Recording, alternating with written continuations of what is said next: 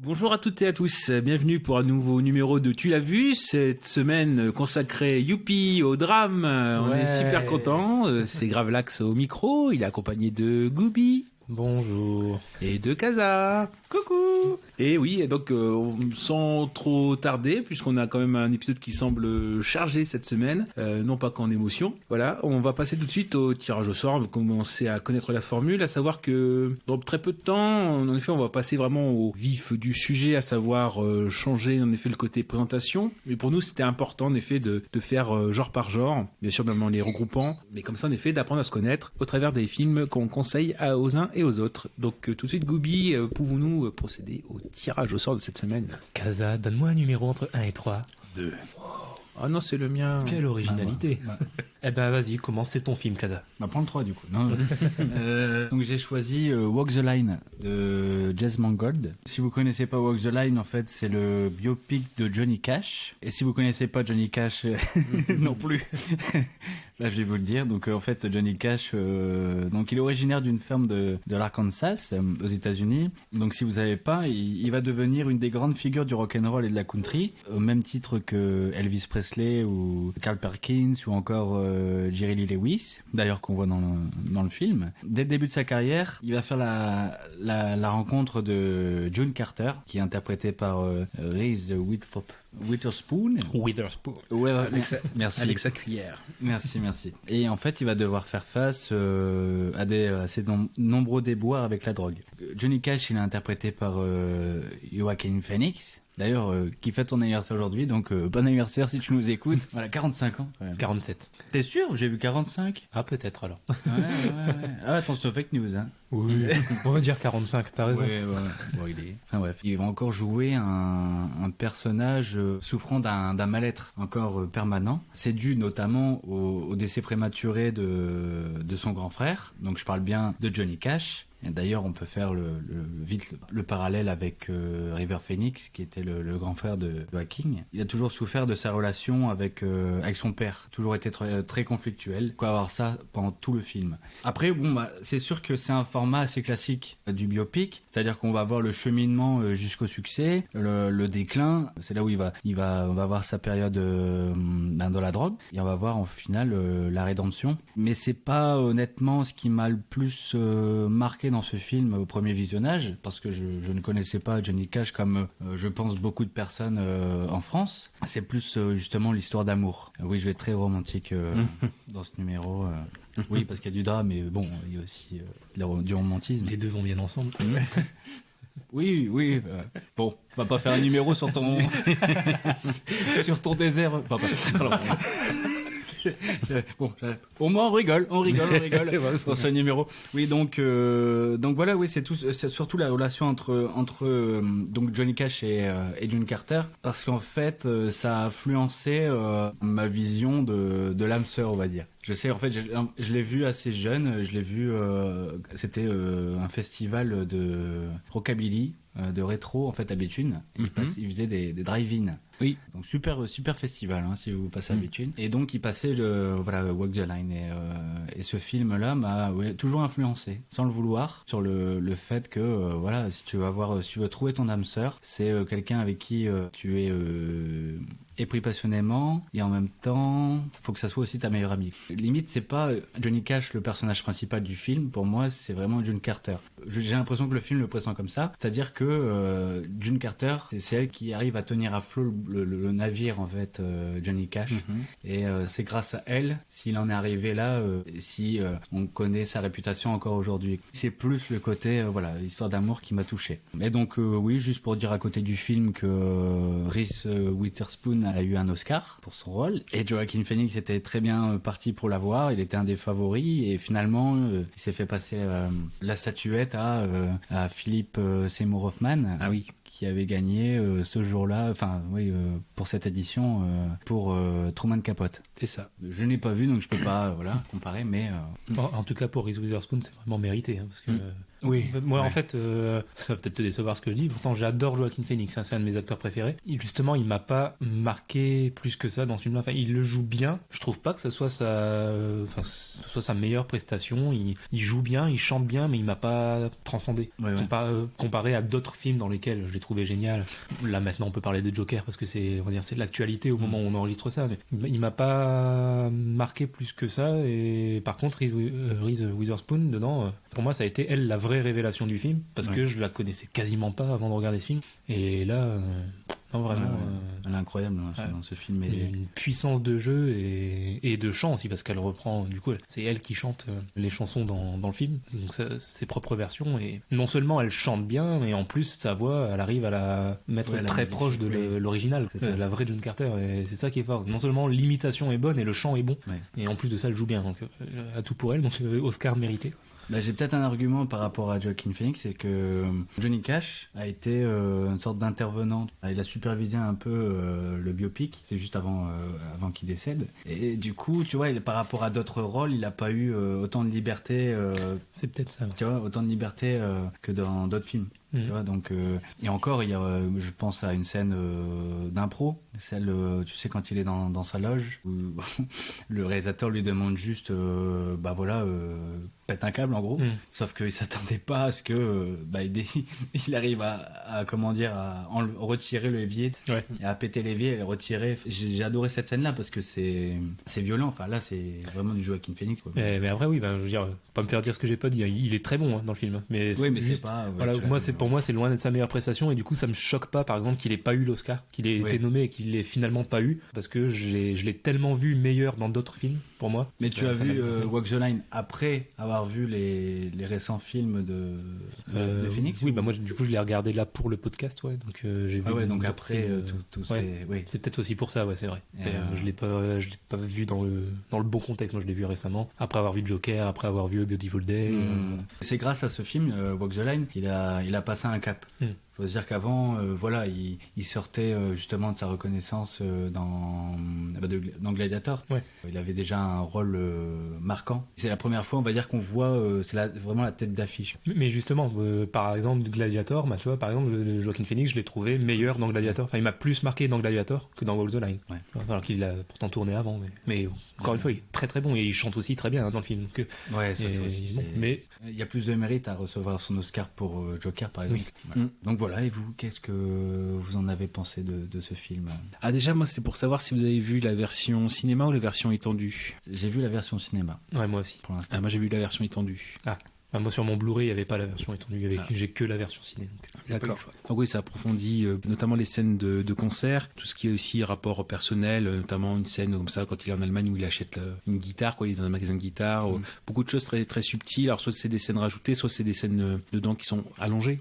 Juste rebondir sur le fait que vous pouvez, vous soulignez beaucoup l'interprétation de Reese Witherspoon, mais c'est aussi, je pense, une volonté du réalisateur de la mettre un peu plus en avant, le personnage de June Carter, parce que finalement, si on prend la réalité des faits, il y a des moments où elle est présente, où dans la réalité elle n'est pas présente. Il y a quelques années où elle ne recroise pas la route de Johnny Cash, mais donc justement ça montre que l'intérêt, le centre du film, c'est en effet cette relation entre les deux. Surtout quand on parle par exemple d'âme sœur, c'est le côté amour total, c'est-à-dire même dans les défauts, parce que forcément elle traîne, en effet, où elle accepte à un moment donné de reprendre, même avec l'aide de sa famille, de reprendre Johnny Cash pour le sortir de ses démons. C'est là où on voit vraiment le côté histoire d'amour et cette lutte même que Cash a tout au long de sa vie contre les substances. Par exemple, on voit que peu à peu, en théorie, il s'impose des limites. Quand il est avec sa première femme, on voit qu'il découvre deux mondes différents, entre d'un côté le monde des tournées et toutes ses dérives, et finalement le fait que quand il rentre à la maison, c'est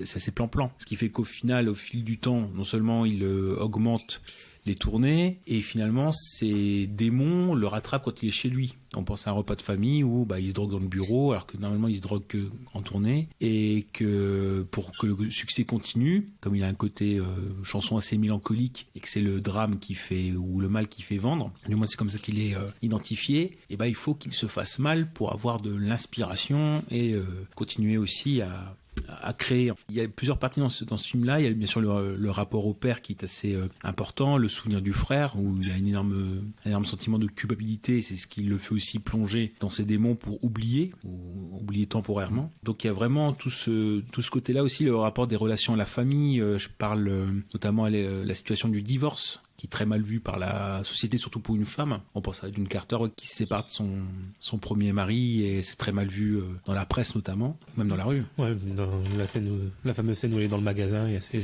sermonner par une femme qu'elle connaît même pas. Justement, cette scène du magasin, en théorie, elle n'a pas eu lieu puisque ça nous est décrit comme ayant eu lieu en 1958 et en fait ils ne se sont recroisés qu'en 61, donc 3 ans plus tard. Donc là pareil, on voit le côté fiction. On me souligne aussi une très bonne partition. C'est vrai que après Terminator 2, on l'a peut-être un petit peu oublié. Voilà, c'est l'interprétation de Robert Patrick. J'allais en parler après. Ah oui. Et j'en profite pour caser une anecdote. C'est dans le générique, le nom de Robert Patrick, il apparaît à travers les barreaux d'une prison. Et en fait, ça fait passer les barreaux comme le T2. Il passe. Voilà, il y a une petite référence comme ça sans le vouloir. Enfin, sans le vouloir aussi, ou ça peut être complètement volontaire, mais bon, il faut le savoir. Juste pour souligner par rapport à l'interprétation de Joaquin Phoenix, c'est certainement peut-être, alors je vais pas dire c'est la genèse comme, je sais pas, Les Visiteurs pour Christian Clavier. Où après il a pu décliner. Et c'est vrai que c'est pas un film où il s'est investi, mais où il s'est investi beaucoup, et c'est ce qui fait sa marque de fabrique quasiment maintenant. Par exemple, c'est le fait de, comme on l'a dit, Reese Witherspoon et lui interprètent eux-mêmes les chansons, et qu'au départ, lui, il avait une voix plus grave que Johnny Cash, donc l'instruction c'était aux musiciens de jouer un ton plus haut. Et finalement, au fil du temps, il a réussi, juste avant le début du tournage, à redescendre de ton et à avoir la voix de Johnny Cash, et donc tous les musiciens ont dû réapprendre les morceaux un ton en dessous. Donc vraiment, comme quoi il s'investit. Et puis oui, après au niveau personnel, comme on le dit, ça lui a rappelé beaucoup aussi l'histoire de la perte de son frère, et qu'après coup, il a dû aller en clinique parce que tout lui est remonté. Et ils avaient une clause entre deux, en fait, entre Reese Witherspoon et Joaquin Phoenix, s'il y en a des deux qui craquaient durant le tournage, l'autre arrêtait. C'est beau. C'est-à-dire c'est une relation même en dehors des personnages, entre acteurs, ils ont fait un pacte, et c'est beau d'avoir, sans que ce soit une relation amoureuse, d'avoir compris les personnages et de s'être fondu autant pour que ça en découle même en dehors des plateaux, c'est pas anodin. J'ai un dernier truc à rajouter. Vas-y. Enfin, d'habitude, quand on regarde un biopic, souvent on connaît la personnalité. Et nous, du coup, je parle en France, et encore j'ai une majorité, ne connaissait pas Johnny Cash. À titre de comparaison, on va dire que Johnny Cash aux États-Unis, c'est un peu un Léo Ferré ou limite un Aznavour. C'est quelqu'un qui parle, qui traite de l'Amérique profonde dans ses chansons. C'est ça qui touche. Pendant sa carrière, il a été toujours présent. Il a toujours voulu se détacher de la politique, et la politique a toujours voulu, essayer d'avoir son aval, quoi, son poids. Et ça, d'ailleurs, il y a un super documentaire sur Netflix, c'est Johnny Cash contre Nixon, et ça traite de ça, et t'apprends à connaître différemment Johnny Cash. Voilà, je trouvais que justement le film avait un certain mérite pour ça. Après, j'avais envie d'écouter du coup ces chansons, notamment une du coup qui touche beaucoup, et ça je le dirais dans les recos. Ce serait une recommandation musicale pour ma part. Très bien. Et toi, Goubida, alors? Goubi. Non, de toute façon, à peu près tout a été dit. C'est pas mal d'avoir un biopic qui se concentre sur un épisode de sa vie. Il y a l'enfance, mais qui ensuite va se concentrer plus sur un épisode de la vie et qui va pas retracer toute la vie de l'artiste. Parce que la plupart des biopics font ça et des choses moins pertinentes. Ouais, c'est moins pertinent et moins développé. Surtout là, au moins, ça permet le fait de se concentrer plus sur une période de la vie. Ça permet de mieux développer la relation entre les personnages. Pas que Johnny Cash d'ailleurs, mais aussi June Carter, le personnage du père. Bon, même si lui on voit un peu moins, il est quand même assez bien développé, je pense. Alors que s'ils avaient vraiment retracé toute sa vie, soit le film aurait été trop long, soit il aurait été de la même durée, mais dans ce cas-là, ça aurait été moins bien développé, moins bien écrit. Avec des intensités variées, quoi. Puis moins d'enjeux surtout, quoi. Ça aurait été juste retracer la vie d'un artiste comme on voit trop souvent. Donc j'ai bien aimé ce côté-là. Tu m'as dit tout à l'heure que tu trouvais peut-être un petit peu trop classique. Mais ouais, mais à part le fait qu'il se concentre sur un épisode de sa vie, bon après concrètement tout est montré quand même de façon très linéaire. Dans la forme, c'est juste il fait son travail de biopic, c'est tout. Il se contente pas de prendre parti, ou c'est peut-être ça le seul truc que j'ai trouvé un peu dommage. Trop classique sur la forme peut-être. Du coup, t'as pas été touché par l'épisode Ah si. La rentrée. Si, j'ai été touché, mais je trouve ça peut-être dommage de pas en avoir plus, même sur la suite de la vie de Johnny Cash, qui a l'air intéressante quand même. Ah bah c'est que du coup, le film a suscité un certain intérêt pour la personnalité. Ah oui, c'est sûr, je dis pas le contraire. Mais toi aussi, Gravelax, t'as eu ce sentiment que ça soit un film, un biopic trop classique? En fait, c'est pas ça. C'est-à-dire que c'est une volonté et c'est là où on voit tout le boulot, c'est de reconstituer vraiment les décors et la façon dont les shows entre guillemets étaient représentés. Et c'est vrai que on prend les décors, 90 décors, 56 costumes pour Joaquin Phoenix. Au niveau de la façon de filmer, c'était des shows entre guillemets sans fioriture et sans trop forcément de spectaculaire, à part peut-être dans le décor, puis c'est tout. Et donc ce qui fait que ça a été très très primitif comme façon de filmer, enfin c'est pas très basique, mais au niveau des décors, ils n'ont pas voulu mettre plus de stupre, de luxure que ce qui était en réalité. Donc en fait c'est le fait de reproduire la réalité, quitte à l'arranger, comme j'ai dit par exemple il y a quand même des anachronismes ou pour faire avancer la fiction. Et encore de toute façon c'était supervisé par Johnny Cash et John Carter, c'est eux qui ont choisi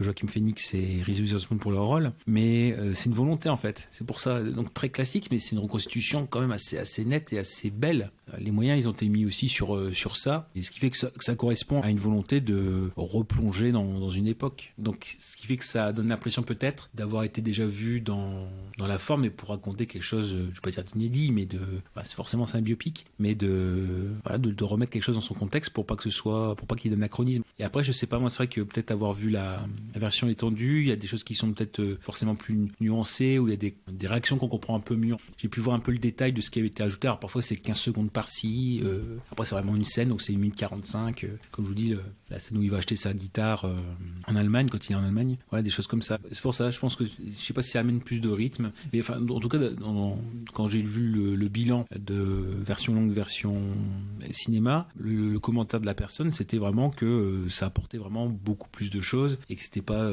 du superflu. Dans le côté trop classique, je veux peut-être aussi dire l'histoire de Johnny Cash, c'est-à-dire que le personnage en lui-même, il est intéressant, mais sa personnalité est intéressante à suivre, il est attachant, mais au final, sa vie, ou en tout cas la partie de sa vie qui nous est montrée dans le film, elle est pas hyper originale. Enfin, en général, tu vois un biopic sur un artiste musical, t'as vu All the Line, quoi. L'histoire, on la connaît, les classiques. L'histoire d'amour d'un mec qui sombre dans la drogue et qui fait de la musique. Bon, il y a pas que lui qui a vécu ça. On en a vu d'autres, des films comme ça. C'est peut-être ça aussi qui m'a semblé trop classique. Dans l'approche, c'est intéressant de se centrer sur un épisode comme ça. Mais encore une fois, c'est personnel, hein. Parce que j'ai déjà vu trop de... Je t'en veux pas. C'est parce que j'ai vu trop de films déjà avec une histoire similaire. Peut-être pour ça. Oui, je comprends. Encore une fois, je pense que c'est pas forcément le fait d'avoir une histoire où une star de la musique tombe dans la drogue ou toute forme de dépendance. C'est aussi les causes. Donc c'est ce qui est creusé, avec notamment le lien avec son frère, le rapport avec son père, le type de mariage aussi, parce que finalement sa première femme Viviane, ils sont quand même assez amoureux. C'est quelqu'un qui le veut, et finalement il se fait rattraper par la célébrité, et comment dire, il veut goûter à une autre forme de drogue qui justement est la célébrité. Donc comment la faire perdurer. Ça parle aussi de la vie d'artiste, d'aller chercher des choses. Voilà, c'est pas, entre guillemets, ce qu'il chante, c'est pas Tata Yo-Yo, donc c'est des choses qui sont qui demandent d'aller chercher avec les tripes. Mais pas le problème, ça, c'est chercher avec les tripes, d'accord, mais il faut que ça monte, ça parle, etc. Donc il faut vivre des choses aussi parfois qui blessent. En effet, lui, il joue beaucoup avec le feu. Ou, entre guillemets, il se sert de ses dépendances pour être créatif. Parce que, voilà, c'est peut-être en étant en état d'ébriété, l'inspiration lui vient plus facilement. Donc il y a ça aussi. Et après, le problème, c'est que, comme c'est une addiction, on perd le point d'équilibre. Et ce dont il aurait besoin peut-être pour trouver l'inspiration, il se laisse déborder après.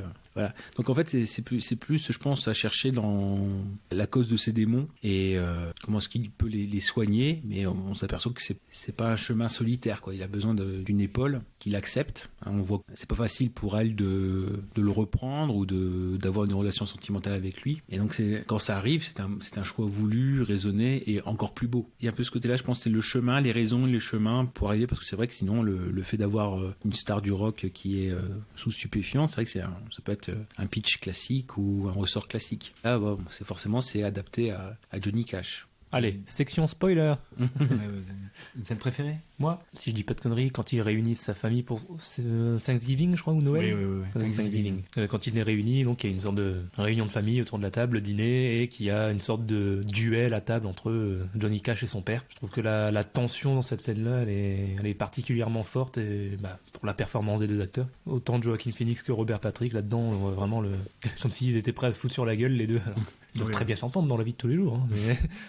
À ce moment du récit, en plus, justement, avoir une tension à ce moment-là, soi-disant, en plus, à un moment où Johnny Cash est censé s'être repris en main, ne plus se droguer, et le père qui voit à ce moment-là, qui va sniffer un coup derrière la cuisine. Donc cette scène de dialogue à table, ce duel à table entre le père et le fils, je pense que c'est la scène qui m'a le plus marqué. D'accord. Et toi, Gravelax? Alors il y a plusieurs scènes. Si on est dans la section spoiler, c'est forcément la fin, parce qu'il y a une telle tension, comme tu l'as dit, entre son père et Johnny, que la fin où il y a quand même une sorte de paix qui se fait entre deux. C'est une belle scène. Bon, forcément, c'est une des scènes finales, donc c'est pour dire de partir sur une belle image. Et après, on peut avoir tout à fait l'inverse, c'est-à-dire que une fois que son frère Jack est mort, on a cette phrase assez péremptoire du père. Donc là, on est vraiment au tout début du film. Voilà, c'était mon meilleur fils, toi tu n'es rien. Je vais pas dire, je vais prendre deux scènes, mais je vais prendre encore une fois, comme je l'avais fait peut-être la dernière fois pour notre film, deux scènes qui se répondent. La dernière fois, c'était Crazy, et c'était aussi deux scènes qui se répondent par rapport au père et au fils. Donc finalement, comme quoi peut-être il y a forcément un petit peu toujours les mêmes schémas qui se répètent, ou du moins dans la forme. Et c'est ça, donc entre cette opposition, entre cette première scène du film, toi tu n'es rien, et finalement la réconciliation, après être passé par un passage encore plus violent, comme tu viens de le dire. Donc mettre en contraste ces deux parties. C'est une autre forme d'amour. On parle de l'amour entre June Carter et Johnny Cash. Ça parle aussi de l'amour, l'amour-haine père-fils. Moi, ma scène, on va dire que c'est le passage quand il est à la prison de Folsom. Quand il va faire son concert, il décide de faire son concert à la prison. Déjà, ça c'est... Faut oser. Ouais, voilà, ça c'est... Faut oser. Et en plus, pour chanter des chansons où il raconte une histoire où il a tué quelqu'un, et voilà. Là, on voit le culot du personnage, mais ce qui m'a le plus touché, c'est une scène muette, en fait, c'est juste un regard. D'ailleurs, c'est la première scène que l'on voit du film, c'est juste ce regard plongé vers la scie, là. Il regarde vers le bas. C'est circulaire. On voit, et là, on voit juste le visage de Joaquin Phoenix. Enfin, tu comprends vraiment la souffrance qu'il a, en fait. Juste sans parler, tu vois sa souffrance. Tu vois un mélange de souffrance, de tristesse. Tu vois tout de suite son mal-être. Et ce pouce là sur la scie. Limite, si je pouvais garder juste l'image, sans parole, je la trouve magnifique. Elle m'a toujours marqué, cette scène-là. Je sais pas pourquoi, mais elle est puissante. Pour la petite histoire, ils ont demandé je crois que c'est Joaquin Phoenix ou James Mangold qui avait demandé aux acteurs qui jouaient les gardiens de ne pas accepter que les figurants qui jouent les prisonniers aillent aux toilettes ou mangent, pour les maintenir un petit peu. D'accord. Ok. Voilà. Non mais pas voilà quoi. Voilà. Non, mais voilà. Sur cette image. On va passer au deuxième film alors. Merci d'avoir visionné mon choix. C'est normal, sinon il n'y a pas de podcast. Oui, c'est vrai. Non, mais même c'est pas. Contrairement à d'autres films, ça n'a pas été une souffrance. Bon, peut-être spoiler pour la semaine prochaine. Ah oui. Gravelax, donne-nous un numéro pour le film suivant. 1 ou 3.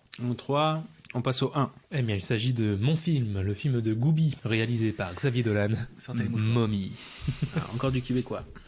Après Crazy de Jean-Marc Vallée la semaine dernière, on reste au Québec libre avec Mommy de Xavier Dolan. Bon, Xavier Dolan, plus besoin de le présenter, je pense que à peu près tout le monde le connaît. Film récompensé au Festival de Cannes, entre autres. Pour faire simple, le pitch. Une veuve hérite de la garde de son fils, un adolescent impulsif et violent qui est envoyé à l'hôpital un autre adolescent. Donc impulsif et violent parce qu'il souffre d'un trouble du comportement. Son fils Steve. La mère donc s'appelle Diane, dit Dai. Son surnom Dai. Je vais passer tout de suite à ce qui m'a plu personnellement. Je pense déjà que ce qui est indéniable, c'est la prestation en fait des trois acteurs. C'est ça qui met clairement le film en avant et qui marque un peu les esprits. C'est que vraiment on a affaire à un trio et les trois sont au même niveau. On a vraiment trois prestations d'exception. On a une Anne Dorval donc dans le rôle de la mère, Dai, qui pour moi en tout cas est l'une des meilleures prestations d'actrice que j'ai vues de ma vie. Vraiment elle m'a marqué comme rarement j'ai vu ça. J'ai vu le film je crois 5 fois, vraiment les 5 fois elle me sidère, elle me laisse sur le cul.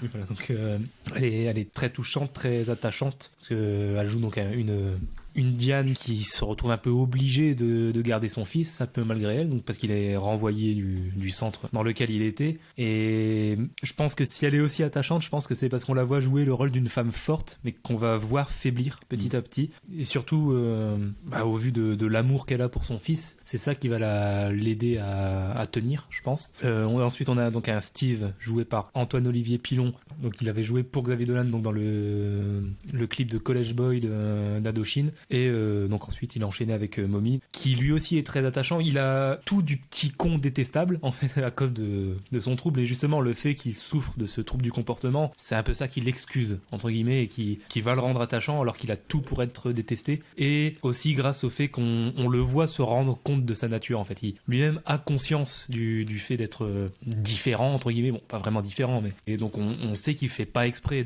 quand il fait une connerie, quand il pète un câble, on sait que c'est pas volontaire, et c'est ça qui va le rendre attachant quelque part, c'est de le voir souffrir en silence. Il va jamais dire clairement qu'il se sent mal, mais bon, ça se voit. Et ensuite, donc, le personnage de Kayla, qui est joué par Suzanne Clément, qu'on a pu voir en France d'ailleurs plus récemment dans le film Le sens de la fête de Toledano et Nakache, qui c'était surprenant justement de l'avoir, après l'avoir vu dans un film québécois comme ça, donc avec l'accent québécois très prononcé, de l'avoir dans un film français et totalement sans accent, c'est ce qui avait surpris. Mais en tout cas là, elle joue donc le rôle de Kayla, qui est une voisine qui vient d'emménager, donc en face de chez Gian et Steve. On en sait peu sur elle au départ, mais en tout cas on en sait suffisamment pour comprendre sa motivation, comprendre son envie d'aider cette mère et son fils. Et donc son duo avec Steve, c'est ça aussi qui va la rendre très sympathique, parce que ce sont deux gens qui sont justement considérés comme différents, parce que chacun souffre de quelque chose. Steve donc souffre de son trouble du comportement, Kayla souffre de bégaiement suite à la perte d'un de ses enfants. Et donc voilà, on va voir ces deux gens qui souffrent de quelque chose, qui vont s'entraider, qui vont chercher à s'en sortir en s'entraidant. Donc elle va lui donner des cours, c'est une ancienne prof, et lui va quelque part l'aider un peu justement en participant à ses cours et en donnant du sien pour essayer de rester calme et d'assister correctement aux cours, va un peu aider Kayla donc à enseigner, retrouver ce goût de l'enseignement. Un autre point que j'ai plutôt bien aimé, bon, même si là c'est très très secondaire, c'est justement la capacité de Xavier Dolan, et c'est pas le seul film dans lequel il fait ça, justement de glisser un tout petit peu le thème de l'homosexualité, mais pas trop, justement. En fait, c'est ultra secondaire dans ce film, c'est à peine sous-entendu. Il y avait déjà un peu ça avec le film, son tout premier film, J'ai tué ma mère, même si là c'était quand même plus explicite, c'était quand même l'un des thèmes du film, mais c'était secondaire. Et je trouve que ce qui est bien avec Xavier Dolan, c'est justement le fait de ne pas mettre l'homosexualité en avant, de ne pas en faire le thème principal du film. C'est un peu justement une façon de banaliser l'homosexualité, de la rendre normale, ce qui est normal. Et donc là, dans ce film, c'est encore plus le cas, parce que c'est même pas secondaire, c'est tertiaire carrément. C'est à peine sous-entendu, on le voit juste dans deux scènes très rapidement. Déjà, il y a la scène de la chanson de Céline Dion, où justement on voit quand même Steve, cheveux gominés, avec le collier, le Marcel Pimon un peu maquillé, et puis dans sa façon de danser, de chanter, bon, quand même un côté très efféminé. Et surtout, à la limite avec cette scène-là, il y aurait pas forcément le côté homosexuel, mais en tout cas juste efféminé. Le côté homosexuel, on le voit un peu plus dans une scène où il est dehors avec sa mère, c'est quand il revient d'ailleurs chez lui, seulement quand sa mère va le chercher là où il s'est fait virer. Ils reviennent à la maison, et dans la rue, il va croiser un jeune homme, il va avoir une sorte de regard avec un sourire et un petit clin d'œil. Voilà, c'est sous-entendu, on comprend quand même clairement qu'il cherche quelque chose, et c'est tout. On voit juste un clin d'œil, un sourire, donc suffisamment pour comprendre quand même le côté homosexuel, mais c'est tout. On n'en parle pas plus dans le film. Et donc j'aime bien cette capacité à Dolan de disséminer ce petit truc-là et de le rendre normal justement en s'étalant pas sur le sujet. Qu'est-ce que vous avez pensé du film personnellement ? Bah déjà, moi, ça a été parce que finalement le projet du podcast, ça remonte à, on va dire, il y a 6 mois, et c'est vrai que quand on avait fait la liste des films qu'on voulait voir, moi, ça a été le premier film que j'ai vu. Donc déjà, ça remonte à 6 mois, mais ça m'avait intrigué, et surtout, c'est que finalement, Anne, comme tu dis, Anne Dorval, qui est une des actrices principales de Xavier Dolan, qui a fait ses 5 premiers films. Ouais. Bah moi, je la connaissais par le Cœur a ses raisons, qui est une parodie québécoise dans les années 2000 des Feux de l'amour, où elle joue le rôle de Cricket, enfin notamment, elle a plusieurs rôles, donc complètement extravagante, et même c'est là où on voit vraiment le travail de comédienne. Je conseille d'ailleurs, au-delà de la série à 3 saisons, il y a un bêtisier de 1 heure sur YouTube, mais on voit que toute l'énergie que ça demande de surjouer, quoi, mais bon, forcément parce que c'est une parodie. Et donc moi j'avais cette image-là d'Anne Dorval, donc forcément quand je la vois arriver dans un rôle plus sérieux, du moins beaucoup plus fouillé, et avec plus de choses derrière, donc voilà, j'ai dû enlever un petit peu l'image de Cricket, mais déjà c'était une belle entrée en matière. Ensuite, c'est vrai que en vision à plat, c'est vrai que dans le film il y a une petite quand même histoire de loi qui fait que les parents peuvent confier à l'État leur enfant s'ils ont sujet à des troubles, et là en effet c'est le cas, c'est TDAH, le trouble du déficit de l'attention avec ou sans hyperactivité. Donc en gros, une fois qu'on sait ça, on voit un petit peu ce que ça atteint. c'est des difficultés de socialisation et une mauvaise estime de soi. Donc c'est vrai que sans le savoir forcément de quoi traite ce syndrome, on peut trouver par exemple le personnage de Steve en effet assez égotiste, en fait tourné sur lui-même. Mais après il y a des choses qui expliquent et que avec ce trouble de l'affection, on s'aperçoit qu'il sera jamais comblé en fait par l'affection que pourra lui apporter sa mère. Et après il y a beaucoup de choses qui sont en sous-texte et qui ne nous sont pas données tout de suite. Il y a plusieurs niveaux de lecture. Par exemple, la première scène du film où le personnage de Diane a un accident de voiture, en fait, elle perd sa voiture. Et après, on sait, entre guillemets, en raccordant un petit peu les pièces, en voyant que c'est une famille monoparentale, que le père est décédé, que c'était des anciens nantis, on peut dire ça comme ça. C'est la peur du déclassement, en fait. C'était finalement, Diane, elle est dans la classe moyenne, et peu à peu, il va y avoir des choses. La voiture, c'est un symbole de liberté. Là, on lui enlève encore une liberté, et ça va lui amener un obstacle pour vivre. Et donc, il y a une grosse peur du déclassement, par exemple. Donc, en plus, se rajoute le retour de Steve. Là aussi, ce qu'on voit, c'est que ce côté égotiste de Steve, au départ, ça va nous amener à... Il y a deux tours de force. D'un côté, ça nous permet de rendre plus explicite ou donner une raison au fait qu'ils aient une relation familiale mère-fils quand même assez spéciale. Il y a des... J'aime pas trop ce terme, mais il y a des passages quand même assez malaisants, qui lui touchent la poitrine, qui l'embrasse, même si elle le reprend assez vite. Puis même aussi quand il se masturbe dans sa chambre, qu'elle rentre, et puis qu'elle est pas gênée du tout. C'est nous rendre peu à peu non seulement normal je crois que c'est dans le documentaire sur Mommy où Dolan dit voilà, le film parle de belles choses mais qui ne sont pas acceptables. Donc il y a ça, et non seulement après de nous rendre entre guillemets plus sympathique Steve à partir du moment où on s'aperçoit de son mal-être, première chose, et du fait qu'il cherche quand même à se tourner vers non seulement Kayla et aussi sa mère. C'est où on a trois solitudes avec des problèmes qui se rejoignent pour atténuer justement le problème, enfin leur problème. Et donc justement ils sont beaux quand ils luttent ensemble. De ça aussi dont traite le film, c'est des personnages en effet qui vont lutter un maximum contre la vie, mais qu'à un moment donné la vie va les rattraper. Juste dire aussi que j'étais forcément un peu dérouté, je pense, par le format carré cette fois. Quand on revoit peut-être, on veut faire référence à des films plus anciens, on recadre en 1.33, là du 1/1 qui peut passer parfois en 16/9, enfin en 1.85 pour quelques passages, mais qui sont pas, c'est pas superflu, ça traduit des choses du personnage aussi. Oui, c'est ça. Donc justement, je me l'avais noté, mais comme je dis, j'en parlerai plutôt après parce que c'est une scène en particulier, donc on en parlera plutôt dans la partie spoiler. Mais... Et du coup, c'est très efficace. Justement, quand les bandes s'échappent, on a vraiment cette sensation de liberté, et c'est la première fois que déjà que je vois ça dans un film, et du coup, j'ai ressenti l'émotion et le souffle d'air. Et surtout que c'est le personnage qui le fait, oui, avec les bras en le tendant, et c'est lui-même qui étend le cadre. Ou même la deuxième fois quand ils partent en vadrouille. Là, c'est pareil, on ressent aussi cette liberté. Mais ça fait du bien aussi, comme les personnages. Donc c'est pour ça qu'on a de l'empathie pour les personnages, parce que on ressent ce souffle d'air à travers ça. Moi, en fait, c'est le dernier film que j'ai voulu voir, parce que à chaque fois, j'appréhendais, parce que tu me disais, Bila, tu me disais tout le temps, ouais, j'arrêtais pas de pleurer. Je fais, oh là là là là là. Et du coup, j'avoue que c'est le dernier film que j'ai vu. Et finalement, même si je trouve le film très beau, ça m'a pas fait le même effet. Mais non, moi, celle qui m'a le plus touché, honnêtement, c'était même pas la mère, c'était la voix Kayla. Ouais. Honnêtement, c'est Kayla dès sa première apparition. Mais après, c'est surtout quand elle chope. La fameuse scène. D'ailleurs, je le dis tout de suite, c'est ma scène préférée, parce que on sait qu'elle a quelque chose derrière son bégaiement, mais elle le cache, et qu'est-ce qui va se passer, et là elle se lâche. C'est ça qui est fou en fait dans cette scène-là, c'est là qu'on voit tout le talent de Suzanne Clément, c'est que même une fois qu'elle pète son câble, t'as l'impression qu'elle extériorise et en même temps elle en garde en elle, tu vois, elle explose pas complètement, tu vois, qu'elle arrive à extérioriser tout ce qu'elle a envie de dégager, et en même temps elle arrive à se retenir parce que elle voit quand même Steve en face d'elle, et bon, elle le connaît, elle sait les problèmes qu'il a, donc elle a pas envie de trop lui en foutre sur la gueule non plus. Donc. Et c'est là que je vois le talent de Suzanne Clément dans cette scène-là, réussir à faire ressentir ça très fort. C'est de violences qui s'affrontent. Ça claque parce que c'est le moment aussi où Steve, lui, il teste les limites. Donc il y a cet excès de folie, de façon de parler, qui est dû à son syndrome. Mais elle, en effet, c'est le moment où c'est trop, quoi.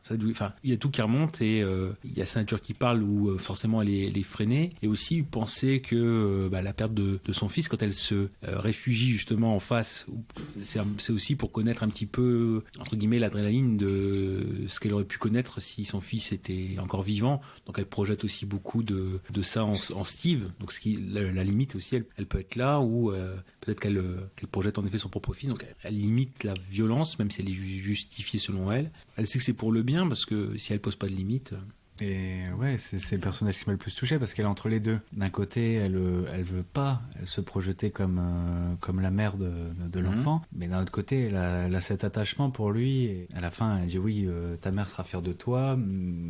Et on sent que même elle est fière de lui déjà. Il y a un rapport comme ça particulier. Enfin, elle a un rapport particulier envers le garçon. Oui, il y aura une autre scène comme ça où elle sera vraiment entre deux, c'est-à-dire que par la force des choses, et Steve et Diane bougent par rapport à l'action. On n'en parle pas, c'est plutôt vers la fin du film. Et elle reste paralysée. On voit son désappointement, elle limite elle-même en train de subir, entre guillemets, un nouvel peut-être arrachement intérieur comme ça. Mais elle en effet, elle reste entre deux en disant voilà, elle est paralysée, mais ça la touche. Elle arrive tout à fait à avoir cette ambivalence de personnage et à jouer sa propre partition, même si elle peut correspondre un petit peu à la synthèse des deux. C'est assez fin comme rôle à interpréter. C'est pas simple. Non, c'est une sacrée performance. À noter aussi la performance de Xavier Dolan, réussir dans chacun de ses films à nous mettre une chanson qu'à la base on n'aime pas et de rendre la scène cool avec c'est la chanson de Céline Dion. Dans Juste la fin du monde, on avait la fameuse chanson du groupe Ozone, là, Noma Nomaye, là. Il mettait cette chanson là, la scène était super cool avec la danse de Léa Seydoux et de Nathalie Baye. Là voilà, ici on ne change pas de Céline Dion, qui à la base n'est pas une chanson qui est appréciée mais qui paraît hors contexte au vu de la scène et au vu du genre du film. Et puis là il arrive à rendre la scène super classe avec une chanson qui à la base n'est pas censée donner une scène super classe. En fait, moi j'ai vu une petite déception par rapport au film parce que alors déjà au début on voit une citation, c'est pas parce qu'on aime quelqu'un qu'on peut la sauver. T'as ça. Après t'as la chanson de Céline Dion, On ne change pas. Puis après tu rajoutes c'est du Dolan. Enfin c'est très rare qu'un film de Dolan se termine bien. Et du coup dans ma tête moi j'étais quand même déjà convaincu de la manière dont ça allait se terminer. Limite j'ai plus été touché quand il y a le fantasme en fait, tu vois, quand il y a le rêve de la mère. Limite là ça m'a fait quelque chose parce que là, déjà j'étais surpris parce que je dis Xavier Dolan déjà ça se termine heureux tout ça, je fais what, et ça m'a touché parce que c'est une fierté pour les deux femmes en fait, tu vois. Je me suis dit il y a tellement d'émotions fortes comme ça, tu voyais qu'ils avaient vraiment mis leur cœur pour que le fils s'épanouisse tout ça et pour que ça se passe bien. Moi c'est là où vraiment je sentais vraiment où j'avais les larmes aux yeux, et au moment où on est revenu sur terre je fais et je me suis dit, voilà, c'est après tout, c'est un film de Xavier Dolan, donc du coup, on va finir au... Là, de toute façon, on est passé dans la partie spoilers, donc on prévient pour ceux qui voudraient quitter ce petit moment. Oui, moi, je te disais, à chaque fois, j'ai vu le film 5 fois, les 5 fois, j'ai chialé. Mais justement, moi, c'est aussi dans ce moment-là, c'est aussi le moment fantasmé, c'est pas la fin elle-même, mais justement, je pense que la toute fin, la toute dernière scène, donc où on voit Steve qui va se suicider, je pense pas que ce soit le but de nous faire pleurer à ce moment-là, parce que justement, il coupe avant, c'est qu'il a pas forcément envie de mettre d'émotion là, sinon il aurait montré clairement le suicide et le fait qu'il soit mort. S'il coupe avant, c'est limite il laisse presque un petit doute justement sur le fait qu'il va se suicider ou pas. Bon, on comprend qu'il va très probablement sauter par la fenêtre, mais on le voit pas le faire au final. Ouais. Pour moi, l'émotion elle est avant, au moment de la scène fantasmée, et à la limite peut-être dans la fameuse scène sur le parking où les mecs avec leur blouse viennent chercher Steve et la mère est en train de hurler. Moi je te parlais de cette fin là, que je prévoyais cette fin. Ah oui. De très loin. Il y a une sorte de fatalité sur lui. Ouais. Donc je me suis dit, ils vont essayer comme ils peuvent. Et c'est pour ça, je te dis, quand il y a la version fantasmée, je me suis dit, on part sur quelque chose d'étonnant. Enfin, là, j'étais vraiment surpris et du coup, j'ai eu les émotions, quoi. Et finalement, du coup, je suis retombé vite sur terre. Mais justement, c'est ça que j'ai bien aimé, je pense. C'est dommage. Le côté désillusion qui est très très fort à ce moment-là. C'est peut-être ça qui m'a plu, qui m'a particulièrement touché, justement. Le fait que on croit que ça va bien se finir et puis d'un seul coup, non, on retombe. Et je pense que c'est justement le fait d'être très très content en voyant la scène fantasmée, le côté rêvé, et d'un seul coup retomber comme ça, dire non, en fait, il est emmené dans le centre. Bon, c'est peut-être ça qui a donné un beau coup de poing dans le ventre. Ouais. Voilà. Ah, c'est vrai que au moins tu te mords les doigts, tu regrettes. Ouais. Il y va pas de décrescendo, c'est vraiment d'un coup, quoi.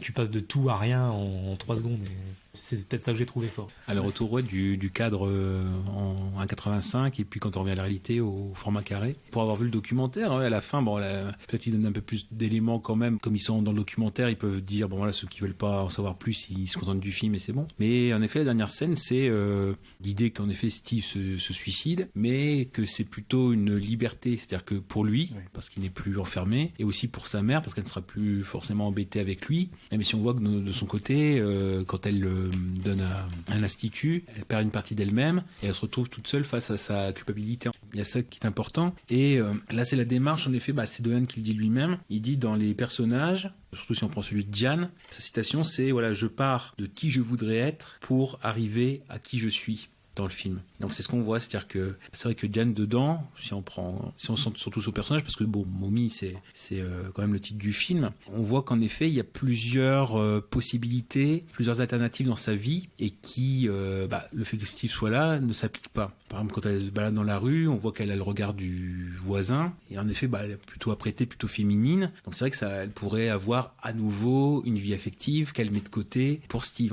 Après elle s'en trouve pas plus mal, mais elle s'adapte. Mais on voit en effet tout l'océan des possibles. Pareil, si elle n'avait pas eu son accident d'auto, elle reste à peu près en classe moyenne, elle peut se développer. Si elle était encore son patron à son boulot, vu qu'elle jouait de ses charmes, elle aurait pu conserver de l'argent et pouvoir aider Steve, mieux vivre. Puis finalement, c'est une ancienne collègue qui est un peu revêche et revancharde, qui lui claque la porte au nez. En effet, c'est tout l'horizon des possibles et finalement, c'est comment la vie peu à peu rattrape les personnes, malgré une forte volonté de survivre et de faire avec les obstacles. C'est comme ça que Dolan l'a décrit. En fait, Diane, c'est un nouveau type d'héroïne, en fait, une qui ne se plaint pas, plutôt femme moderne, entre guillemets, qui a beaucoup d'humour, pas beaucoup d'éducation, mais qui essaie de s'en sortir malgré tout.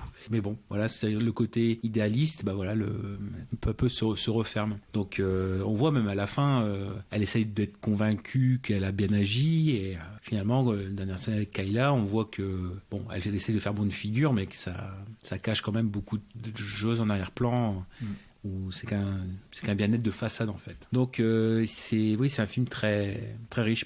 Ça reprend un petit peu aussi ce que j'avais dit la semaine dernière avec le mouvement des Germaines, qui était un truc assez qui s'est fait de façon assez cool. D'ailleurs ça s'appelait comme ça la Révolution calme ou quelque chose comme ça dans les années 60-70 et où en fait on a c'est ça 1964 où on a mis l'égalité homme-femme au Québec. Voilà, donc ce qui fait que les mères de famille ont pris beaucoup plus d'ampleur et leur rôle a été reconnu à juste valeur. Donc là, finalement, c'est une première représentation en plus positive dans la filmographie de Dolan du personnage de la mère, parce qu'au départ, il était plutôt dans les autres films, plutôt en colère contre la mère. Là, c'est la première fois où d'après lui, il se réconcilie. Voilà. Donc c'est vrai que c'est un film comme ça assez riche et encore une fois assez ambitieux. Et encore une fois, c'est des gens qui sont vivants, qui veulent s'en sortir. Voilà. C'est là où est le drame en fait.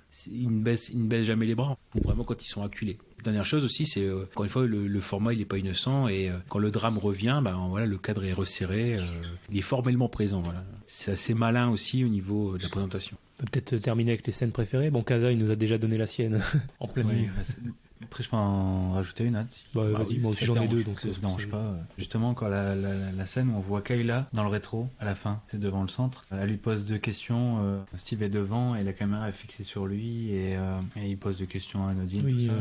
elle est partie pisser. Et là, tu l'entends en fait. Oui, non. Mais... Et là, tu vois ce plan où, dans le rétro, tu vois sa tête, tu vois l'effroi et juste quand on voit un quart de son visage, elle dégage une puissance dans son jeu et ça m'a marqué aussi ça. Mais en fait Kayla pour moi c'est le gros coup de cœur du film. Ah oui. I love you Suzanne Clément. Comme j'en ai 2, Gravelas donne plutôt la tienne d'abord. Ça va être compliqué parce que soit on en a beaucoup parlé, donc il y a en effet la scène de Kayla. Peut-être la scène du Vivo Perley, le karaoké. C'est vrai. Où justement, quand on parle de ce trouble de l'affection, on voit un Steve qui chante pour sa mère, mais comme il y a cette histoire où elle doit quand même convaincre et faire bonne impression auprès du voisin qui est avocat pour qu'il soit défendu dans les problèmes qu'ils ont, finalement elle est concentrée sur le côté exercice de séduction auprès de l'avocat et elle ne le regarde pas en train de chanter. Alors que justement, entre guillemets, c'est le chant un petit peu le reflet de l'âme, si on fait les grandes phrases. Et là, en effet, elle ne voit pas qu'il lui ouvre pour son âme. Juste parce que c'est après je vais l'oublier, quand on dit, parce que là on parle de musique, c'est vrai qu'il arrive à nous rendre agréable des musiques qu'on n'aimerait pas. C'est vrai qu'il a réussi quand même à mettre du FL65 Blue. Alors Blue, bien sûr, qui est certes une chanson plus sérieuse que qu'on ne croit, parce que c'est quand même sur la dépression, mais mettre du FL65, il n'y a pas que Céline Dion. Ouais, moi je dénonce. Non, moi je pensais à 2 scènes. Il y en a une, c'est peut-être la première où on prend vraiment conscience d'à quel point ça va être la cohabitation entre la mère et le fils va être compliquée. C'est le premier pétage de câble entre guillemets de Steve, le moment où il offre le collier, justement le fameux collier qui donne le titre Mommy, et qu'elle tout de suite le soupçonne de l'avoir volé, alors que lui il assure que non, il l'a pas volé, c'est un cadeau, et qu'il va se mettre donc très très en colère le garçon au point de devenir violent, et voilà, il va y avoir une dispute assez violente physiquement entre la mère et le fils. Je trouve que c'est peut-être la scène dans laquelle on se rend le mieux compte de la puissance de jeu d'Antoine Olivier Pilon, au moment où justement on le voit essayer de se concentrer pour ne pas exploser, mais bon, on voit la rage dans son regard. Et l'autre scène, c'est peut-être une scène qui permet de souffler aussi à un moment. Je crois que c'est juste après la scène On ne change pas de Céline Dion, donc où Steve est plus là, il est parti dormir, et on voit Diane et Kayla en train de fumer et boire un verre, et on les voit se marrer pour pas grand chose, en plus pour des blagues quand même pas très très drôles, mais on les voit partir en fou rire, et ça fait du bien à ce moment du film justement où on a accumulé quand même pas mal de scènes dramatiques et d'enjeux dramatiques. Cette scène de rire quand même, en plus elles ont quand même toutes les deux un rire assez communicatif, donc même si les vannes en elles-mêmes sont pas très drôles, bon, rien que leur rire ça nous permet de rire un peu aussi au milieu du film, ça fait un peu de bien. Bon, on peut donc, je pense, passer au dernier film. Il n'en reste qu'un. Oui, c'est le mien. Eh ben oui. Gravelax. De quoi vas-tu nous parler, Gravelax ? Eh bien, en drame, je vais vous parler de Ciao Pantin de Claude Berry, donc de 1983. Rien que ça. Et rien que ça, en effet. Donc, je connais pas. Ouais. Alors toujours pareil, voilà, le refrain de Gravelax, ça me rappelle mon enfance.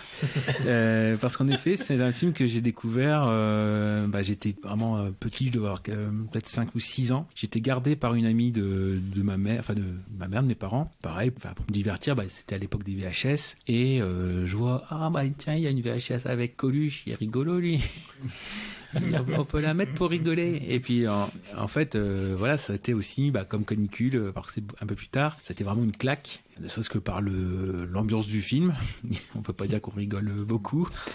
Et surtout aussi, je reviendrai dans la partie tête spoiler, mais la fin surtout, qui forcément par un côté mystérieux, et même encore maintenant, c'est-à-dire pour le podcast, finalement j'ai revu le film, et une fin qui m'a hanté et que j'ai encore redécouverte, j'ai découvert d'autres aspects. Donc je vais pouvoir les partager, parce que finalement peut-être que des personnes qui soit l'ont vu, soit vont peut-être le voir, verront pas ce détail en fait. Et c'est un détail qui change tout. Et comme ça m'a hanté dès l'enfance, plus tard, vers l'adolescence, j'ai cherché vraiment à comprendre cette fin, ou même un passage au milieu qui est un twist aussi, pour savoir qu'est-ce qui s'est passé. Finalement, j'ai acheté le bouquin, qui est un roman de Alain Page, pour avoir toutes les réponses. Ça m'a vraiment travaillé l'esprit, comme quoi je dis, voilà, faire gaffe à ce qu'on montre aux enfants. Et finalement, elle a voulu mettre la cassette pour être tranquille 1h30, et finalement, l'heure et demie après, je l'ai embêté autant pour savoir, alors qu'est-ce qui s'est passé, pourquoi ça. Donc l'histoire rapidement de Ciao Pantin, donc avec Coluche, c'est donc l'histoire du pompiste, donc Lambert, qui va croiser la route de Bensoussan, Youssef Bensoussan, qui est finalement un jeune dealer. On va le découvrir assez vite, et donc en effet leurs destins vont être liés par un événement qui va arriver à l'un des deux. Donc en effet, on va voir que chacun ont soit une activité noire, ou du moins illégale, ou de l'autre un passé et un vécu noir, des secrets qui font que, par exemple, que Lambert, lui, va être alcoolique. Et finalement, pour revoir ce film, je me suis intéressé aussi au moment où il arrive dans la vie de Coluche, à savoir que c'est un moment très dur pour lui-même. Et finalement, durant le tournage, il se baladait en tenue de pompiste. C'est vraiment, il était Lambert quasiment 24 heures sur 24, pour rester dans le personnage. C'est un moment très compliqué dans sa vie, puisqu'il y a son divorce, il y a aussi le suicide de Patrick Devers, qui était son ami, avec qui il s'était installé avec son ex-femme, l'ex-femme de Patrick Devers. Pour un cadeau d'anniversaire, il avait offert une carabine à Devers, et finalement c'est avec cette carabine-là que Devers va se suicider. Et puis, beaucoup d'amis qui s'écartent de lui, et notamment je suis rentré dans ce film-là, Ciao Pantin, non pas que par Ciao Pantin, mais j'y ai pas pensé, j'ai fait le rapprochement par le film qui vient quasiment avant, qui est La femme de mon pote, en fait, de Bertrand Blier, avec Thierry Lhermitte et Isabelle Huppert, produit par Claude Berry, puisque voilà, c'est aussi le lien. Et en fait, c'est Paul Ederman, qui était l'impresario de Coluche, qui voulait à tout prix le faire tourner avec Blier. Au final, ce film-là devait se faire avec Patrick Devers, Coluche et Miu Miu, qui a un lien aussi avec Bertrand Blier et avec Coluche. Et finalement, la trame du film, l'histoire du film, reprend un peu quand même ce qui s'est passé entre Coluche et Devers. À savoir qu'Isabelle Huppert sort au départ avec l'ermite, ils sont amis tous les deux. Coluche, il veut lui présenter justement sa nouvelle copine. Et en 10 ans d'amitié, voilà, Coluche a vu défiler des personnes dans la vie de l'ermite. Et c'est la première fois en 10 ans où il tombe amoureux d'Isabelle Huppert. Voilà, peu à peu, ça se fait peu à peu dans le film. Et finalement, Coluche, dans ce film-là, il est en demi-teinte, parce qu'il est beaucoup affecté par ce qui se passe dans sa vie privée. Blier, c'est un film, ce qui va être considéré comme un des films les plus calmes qu'il ait fait. À la limite, c'est Isabelle Huppert qui est le personnage le plus bliérin du film, quoi. Mais c'est vraiment un demi-succès et finalement, ça l'a plongé dans son histoire. En dehors, c'est en plus de l'alcool, c'est la drogue aussi qui fait son invitation dans la vie de Coluche. Ce qui fait que même Miu Miu refuse, donc elle en voudra à Coluche d'avoir accepté de faire ce film. Donc finalement, c'est la femme de mon pote, qui n'est pas un grand film. Finalement, ça permet aussi de comprendre beaucoup de choses pour aborder Thiao Pantin. Parce que là, Thiao Pantin, on a le Coluche qui est complètement dans le rôle de Lambert. Claude Berry l'intègre dans le scénario, c'est-à-dire qu'il y a beaucoup de plans de Coluche qui sont de dos, parce qu'il était complètement ravagé. D'ailleurs, le premier plan du film, c'est un plan de dos. À savoir que donc, pareil, c'est des petits films miracles, parce que Berry, c'était par son agent ou bien par un de ses amis qui s'était fait conseiller le bouquin. Alain Page, le côté punk, ça faisait pas raccro avec l'univers de Claude Berry. Donc au départ, il n'était pas chaud. Coluche, c'est pareil. Coluche, lui, il se faisait lire ses scénarios. Il n'était pas chaud parce que il voyait beaucoup de ressemblances. Il avait déjà fait la faute de mon pote. Il voyait beaucoup de ressemblances avec l'état dans lequel il était. Et bref, ça a été vraiment un tournage très immersif parce que c'était dans le dernier Paris des années 80, du côté de La Chapelle, mais Belleville, donc les quartiers populaires, en décor naturel, au néon. C'était Bruno Nuiten, le chef de la photo, qui avait fait aussi Garde à vue, qui était éclairé au néon. Là, c'est pareil. Vraiment au cœur du quartier populaire. C'est-à-dire qu'il y a eu des perturbateurs, et il y a un technicien qui s'est pris un coup de machette dans la tête. Souvent, finalement, la tactique de Berry ou de la production, ça a été d'engager les gêneurs. Donc c'est pour ça qu'on a, par exemple, pour le personnage d'Anconina, qui est Ben Soussan, qui est dealer, il y avait des vrais dealers sur le plateau, ne serait-ce que comme conseiller technique. Comment vendre les petites doses. En fait, c'est un film complètement... il a une histoire en dehors même de ce qu'il raconte. C'est une expérience de cinéma, même pour expérience de tournage, parce qu'on voit aussi que les acteurs, ils étaient maintenus au niveau de la fête, entre guillemets, tout ce qui était fait pour avoir l'air très fatigué. C'est très immersif. Et qu'au final aussi... C'est là aussi où c'est un film aussi important, c'est que pour un drame, tous les personnages sont noirs. Il n'y a que quelques moments où la vie, c'est un peu comme on parlait pour Mommy, où les gens essaient de trouver dans les moments de la vie quelques trampolines, quelques moyens de rebondir, et finalement ils se font rattraper. Là, Thiao Pantin, c'est la même chose. Ils vont avoir quelques moments d'éclaircie dans leur vie par la présence des autres, mais quand les autres vont partir, on retombe dans le noir, et même parfois encore pire. Et c'est un ton aussi qui...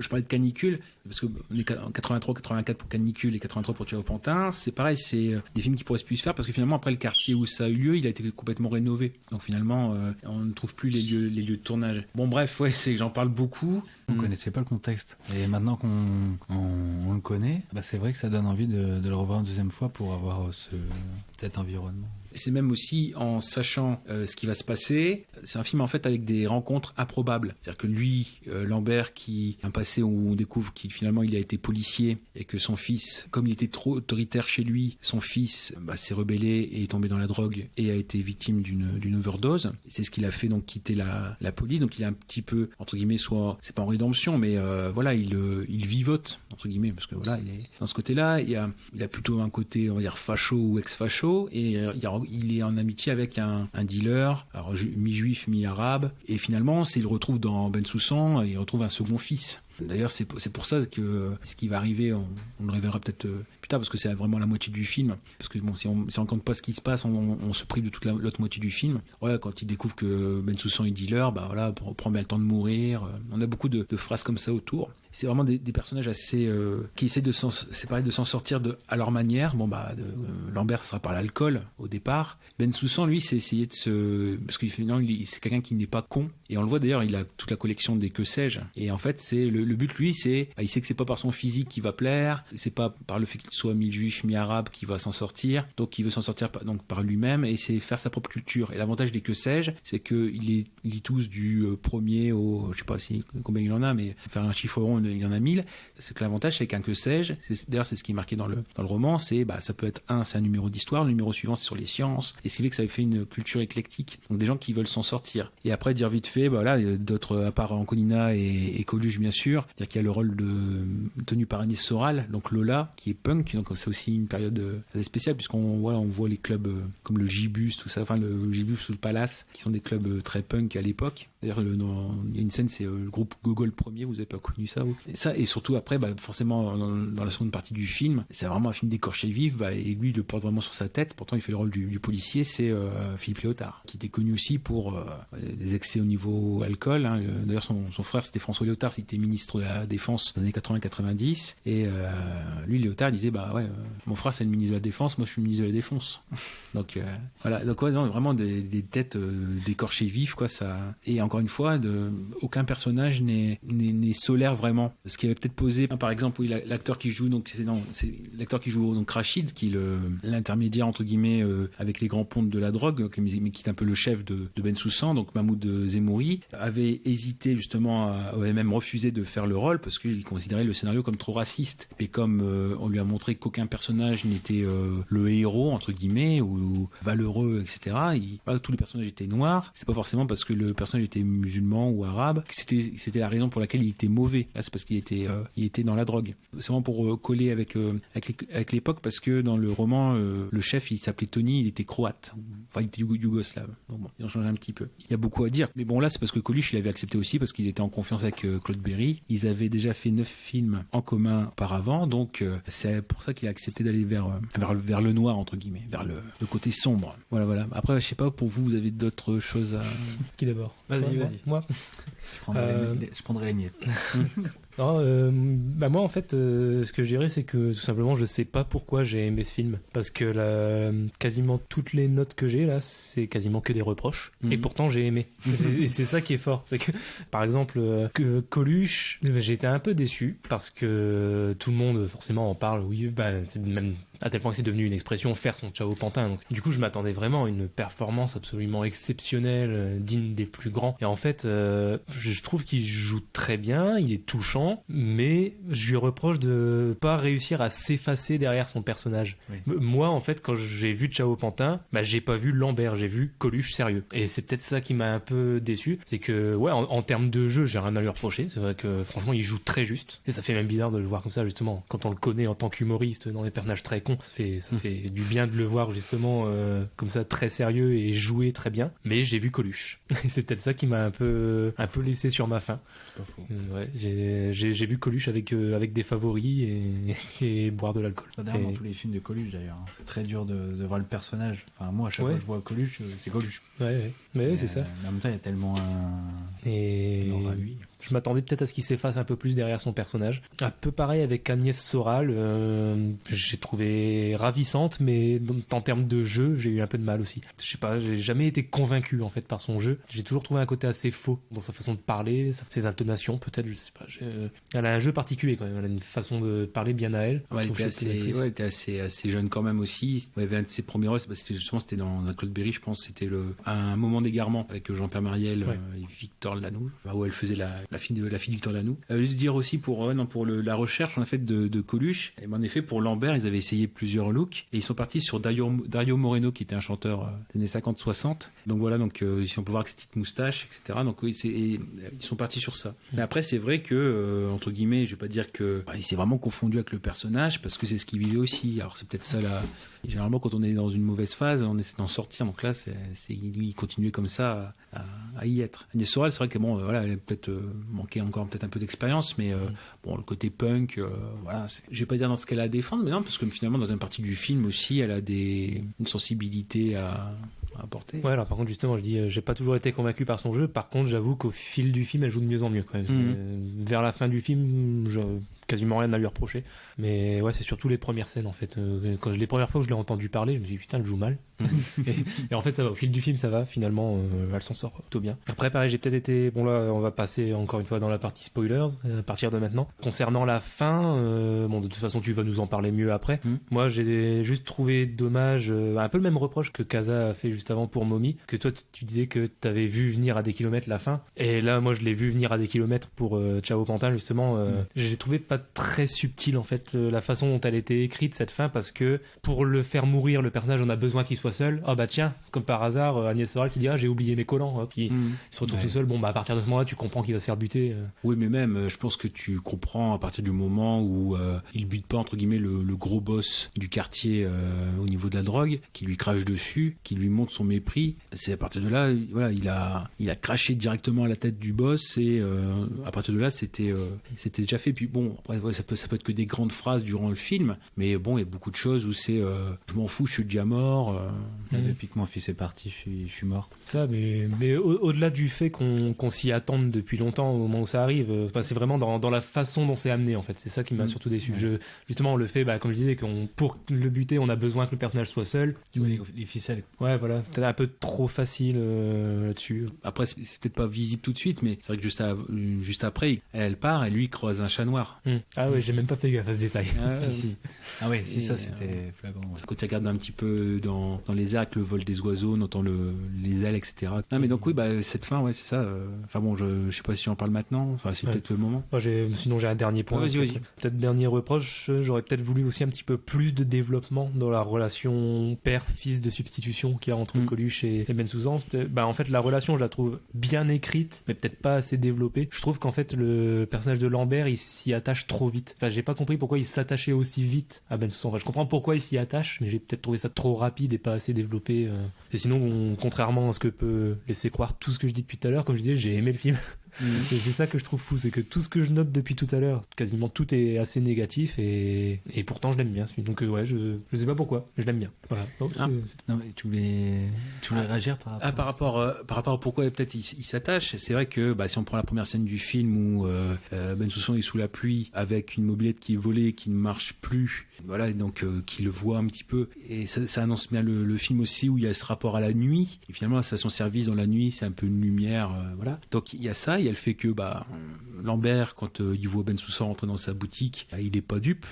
Il voit que les flics sont au feu et que Ben Soussan de toute façon cherche à les fuir, à faire diversion. Donc finalement c'est peut-être aussi un moyen de racheter son erreur. Lui qui a été trop dur avec son fils, il y a un côté sympathie. Après bien sûr il le sauve sur le moment et il pense pas forcément le revoir. Donc c'est peu à peu comment la relation se forme. C'est vrai, après je vais pas dire faut lire le bouquin, mais c'est vrai que c'est un peu plus développé, où il y a plus de passages où ils se rencontrent. Forcément là faut faire plus vite ou pas éviter les répétitions, parce que là dans le livre à chaque rencontre il y a quand même une petite nuance en plus. Ouais, clairement dans le livre à la limite c'est pareil, c'est le lien qui se fait la relation qui se fait naturellement. C'est souvent il y a un passage c'est Lambert ne sait pas pourquoi mais il a été c'est pas attiré mais il a été pris de sympathie, ou il y a une sorte d'éclair avec Ben Soussan qui arrive dedans, façon de parler. Mais ça c'est vraiment au début. Et ça par contre quand je dis j'ai découvert peut-être d'autres choses, ou c'est le fait d'avoir vu le film avant plein de fois, et c'est vrai que peut-être il y a des choses où je surinterprète, mais par exemple la première image du film c'est un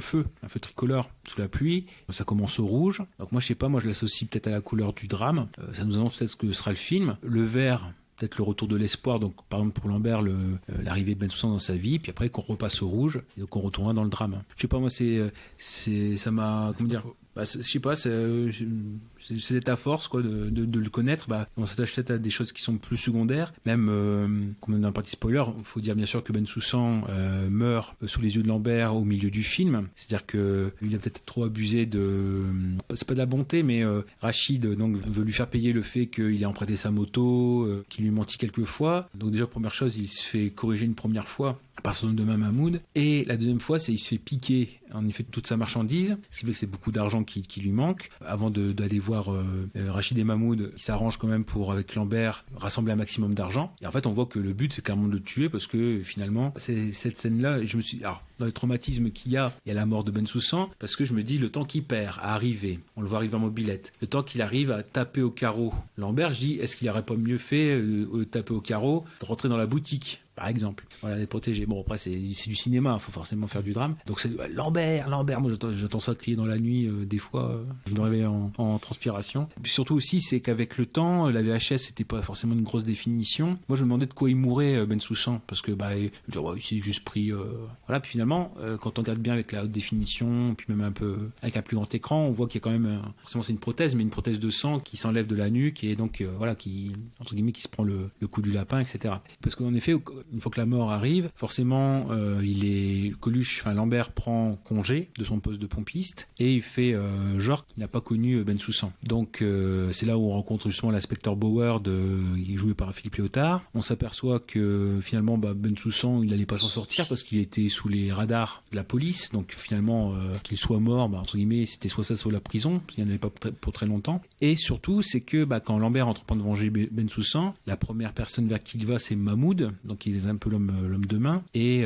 donc il arrive à avoir l'adresse, etc. Il le tue. Mahmoud était avec une de ses copines. Et finalement, quand il s'en va après l'avoir tué, donc elle lui saute dessus, il tombe par terre, ce qui donne un côté vraiment piteux ou très miteux entre guillemets à l'ambiance. Bon, après voilà, il arrive à se relever, et quand on regarde bien, en fait, la façon dont il court, il a toujours les bras écartés, et ça fait vraiment l'impression d'un zombie. Il a toujours la démarche d'un zombie, donc c'est comme si c'était quelqu'un en survie en fait déjà dès le départ, par la façon dont il a de marcher, de se déplacer. Il a toujours les bras écartés, donc ça donne l'impression vraiment d'un zombie ou d'un homme qui en a plus pour très longtemps, déjà mort entre guillemets, comme il dit. Et la fin en elle-même, quand je dis que ça, il y avait cette mort de Bensoussan, il y a aussi la supposée mort de Lambert, la dernière scène, puisqu'en effet, on ne voit pas qui tire, on voit qu'il se tourne, donc il se prend 2 balles dans le dos, assez soudain, parce que forcément ça... On n'entend pas les voitures, on ne sait pas qui tire. C'est là où je me suis surpris en revoyant le film peut-être sur plus grand écran que certes il tombe, il est dans la porte cochère. Justement Agnès Sorel arrive, Lola arrive, elle reprend le pistolet, elle tire. Donc moi c'est pareil, quand étant enfant, sur qui elle tire, qui a tiré, est-ce qu'elle a réussi. Donc pareil, moi j'ai toujours demandé pourquoi est-ce qu'il meurt alors que voilà il est gentil, etc. Et finalement quand on regarde bien ce plan, on voit quand même qu'il lève la main quand elle reprend le pistolet, il lève la main. Donc il est encore vivant, première chose. Pas en bon état, mais encore vivant. Et c'est limite pour qu'elle ne déclenche pas la violence, peut-être. C'est ça. Finalement, c'est une option que j'avais pas... Pour moi, c'était clair, une fois qu'il se fait tirer dessus, il est mort. Et finalement, ça m'a fait reconsidérer. Et finalement, en relisant le livre Ciao Pantin, à la fin, non seulement on voit Lola qui arrive à reprendre, qui arrive à tirer sur la voiture en face et à atteindre l'assaillant, que Philippe Léotard, Bauer, attendait au coin des rues avec ses boys, avec son équipe, pour choper les personnes. Bien sûr, c'est un second couteau qui vient pour tuer Lambert, et que finalement, Lambert parle encore. Voilà, on dit ambulance pour qu'ils viennent le chercher. Pareil, donc Lambert, il est encore vivant, et en fait, toute la fin du livre, d'ailleurs, ça se finit par Ciao Pantin, point d'interrogation. Et après, le livre, en fait, il est raconté comme 2 personnes qui sont dans un bar miteux, qui ne se connaissent pas, qui sont vraiment désabusées par la vie, et un va dire, je vais te raconter une histoire. Bon, l'autre, il a le réflexe de l'enregistrer, et il commence à parler de Lambert, de Lola, de Bensoussan. Et en fait, voilà, donc c'est 2 personnes qui ne se connaissent pas qui racontent. La fin, donc c'est Ciao Pantin, point d'interrogation. Et à la fin, c'est le narrateur qui reprend, qui demande à l'autre, et Lambert, il est mort? Et l'autre lui dit, attends, je vais pisser. Et il revient jamais. Donc en fait, on ne sait pas si Lambert est mort. C'est-à-dire que même dans le roman, c'est pas aussi définitif. Et finalement, peut-être ça aurait claqué un peu plus s'il était vraiment mort, peut-être parce que quitte à faire noir, autant faire complètement noir. Comme quoi, on redécouvre des films où ça nous donne une autre vision des choses. Donc je sais pas pour vous, il était mort de toute façon. Ouais, moi, voilà. J'ai pas du tout envisagé autre chose. Ok. Après, c'est vrai qu'on n'a pas beaucoup parlé forcément d'Anconina. Ouais. Parce que je tiens à signaler que moi, il m'a surpris parce qu'Anconina, moi, avant de voir Ciao Pantin, Anconina, c'était juste 2 films, savoir Star 80 et Camping 2. La vérité si je mens, non? Ouais, même pas. De quoi? Même pas La vérité si je mens. Non, j'ai jamais vu, j'ai jamais été intéressé. Mais non, mais moi je l'avais juste vu dans Camping 2 et encore Star 80, je l'ai même pas vu en entier, mais je le connaissais que de là. Donc ça m'a surpris de le voir déjà jeune, et puis du coup dans un rôle, enfin un rôle de grande valeur, j'ai envie de dire. Ouais, puis surtout, c'est un peu bizarre parce qu'il avait 31 ans quand il a fait le film. Bien sûr, on lui a dit, voilà, tu dis que t'as 22. Ouais. C'est vrai qu'il a un côté quand même assez extrêmement attachant. Il y a le côté où il va y avoir forcément ce parallèle entre Lambert et lui. Bon, forcément, lui, c'est pour Anconina, enfin, Ben Soussan, c'est pour plaire, donc il se met les cheveux en arrière. Et Lambert, qui, quand il va faire son œuvre de vigilante, on va dire ça comme ça aussi, de vengeance, c'est ce qui va faire reprendre sa vie temporaire en main. Il a une tâche à remplir, ça a du sens. Il s'organise, il ne boit quasiment plus. Voilà, il a un plan très précis, il doit se lever à minuit moins le quart. On revoit que autant Ben Soussan, il se met les cheveux en arrière parce qu'il a un rendez-vous avec Lola, et lui, il a un rendez-vous entre guillemets avec la mort. Pareil, il se peigne. Il y a un côté propreté de la violence. Lui qui était une épave jusque-là, il se reprend un tout petit peu en main pour accomplir sa mission. Voilà. Pour moi, c'était important aussi de vous le proposer parce que, encore une fois, comme Goubi, tu l'as dit, il a un statut de classique. Et vous, la nouvelle génération, est-ce que vous y trouvez votre compte? Ah oui, non? Plutôt à toi. Moi, de toute façon, comme j'ai dit tout à l'heure, c'est bizarre que j'ai des trucs quasiment que négatifs à dire alors que je l'ai aimé, mais je le reverrai avec plaisir un jour. Donc, mais sinon, non, j'ai rien à dire de plus que ce que j'ai dit tout à l'heure. Peut-être que pour la jeune génération, le problème c'est plus dans le déjà vu. Le problème, c'est qu'il y a beaucoup de métrages américains maintenant c'est les vengeances et revenge movie, on peut appeler ça comme ça, qui traitent de ce sujet-là. Je pense par exemple à Death Sentence de James Wan. C'est un peu la même chose. T'es dans le noir et puis au final c'est l'homme qui se dit j'ai tout perdu, donc voilà, je prends ma revanche. Ah oui, sur le thème, enfin les films de vengeance, il y en a énormément. Puis vraiment, Chao Pantin le devient dans sa seconde partie. Alors pareil, je pense qu'il s'apprécie plus quand t'as le contexte autour où tu vois toute la vie de Coluche, à quel moment est-ce qu'il en est, etc. C'est pour ça que j'ai vraiment apprécié ce film, quoi. C'est vraiment pour Coluche. Ah oui. Il est touchant. Enfin, déjà moi, je trouve que Coluche, dans tous ses films, que ça soit dans tous ses films les plus comiques, il est touchant parce que je trouve qu'il y a, mais c'est aussi un problème, comme tu l'as dit, c'est que on voit pas le personnage, on voit Coluche, et on a l'impression que tout ce qu'il dit, il le pense. Quand il fait l'inspecteur la bavure, les choses comme ça, même quand il est très con, comme tu dis, il est touchant parce qu'il y a toujours de la gentillesse en fait.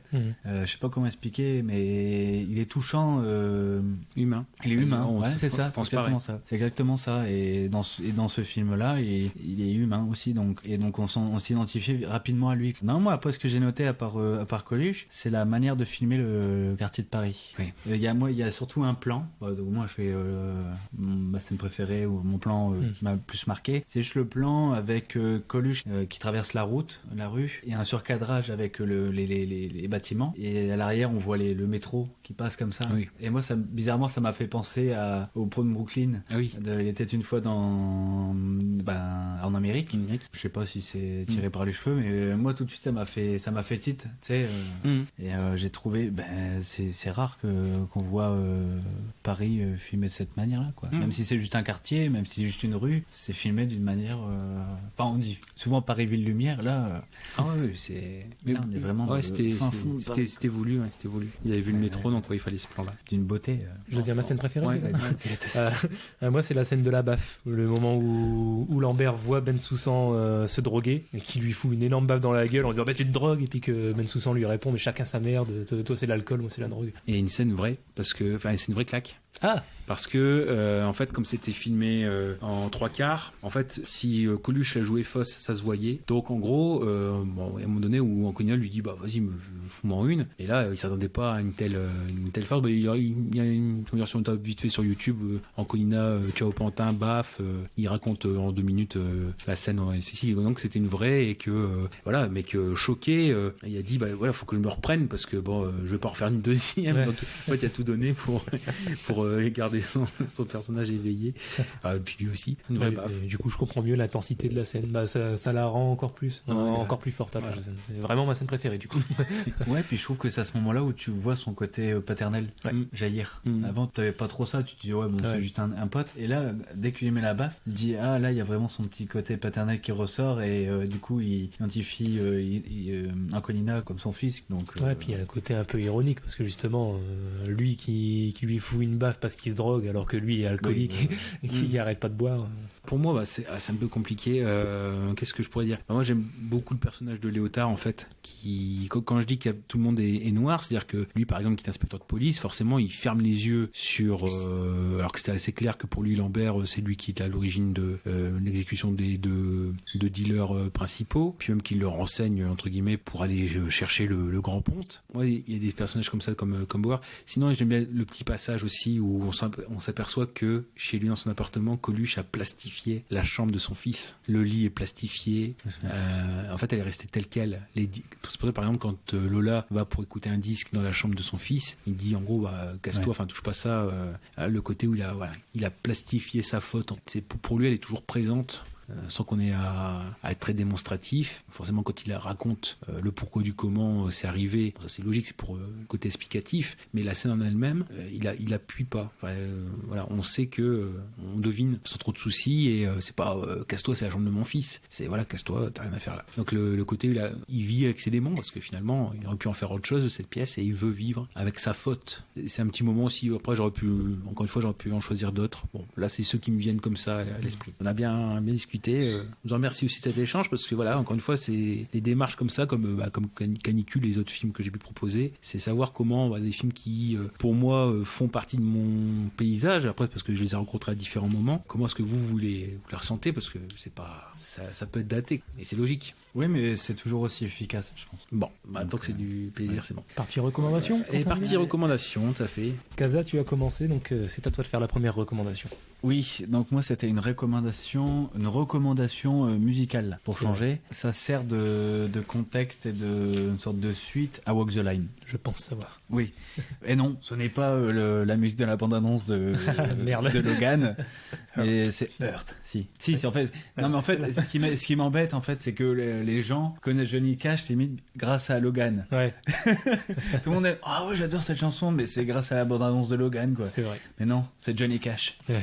C'est tout. Et non, en fait, c'est Hurt. Et déjà, vous regardez le film, et ensuite vous regardez le clip, et le clip est magnifique. Et les paroles de la chanson. Et les paroles de la chanson, parce que, et même du coup, au moment où il la chante, je crois que June Carter, elle est décédée. Elle vient de décéder.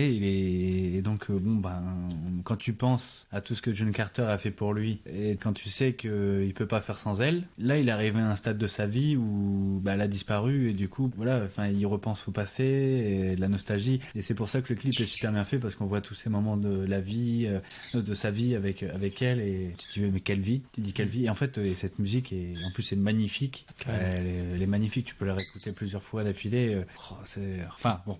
Et donc voilà, je pense que si vous voyez Walk the Line, en fait c'est indissociable. Je pense que si vous adorez Hurt, il faut regarder Walk the Line, et si vous avez regardé Walk the Line, il faut écouter Hurt et regarder le clip surtout. Un clip tour. Alors, ma recommandation, bon, j'ai pris aucune note, donc je la fais comme ça à l'impro. C'est le film Detachment de Tony Kaye, sorti en 2011. Tony Kaye qui a fait très très très peu de films, mais qui à chaque fois fait fort. Il avait réalisé American History X avant avec Edward Norton, donc il était déjà un sacré chef-d'œuvre. Detachment pour moi, qui est tout aussi bon, voire même peut-être encore meilleur, avec Adrien Brody dans le rôle principal. C'est justement l'un des rôles qui m'ont fait adorer cet acteur, même s'il était déjà connu à l'époque parce qu'il avait déjà fait Le Pianiste et tant d'autres films. À bord du Darjeeling Limited, je crois qu'il l'avait déjà fait aussi. Enfin voilà, donc il joue, pour faire simple, le rôle de Henry Bartz, un professeur remplaçant en lycée. Puis voilà, j'ai même pas envie d'en dire plus, parce qu'en fait, on résumer le film comme ça, c'est bien.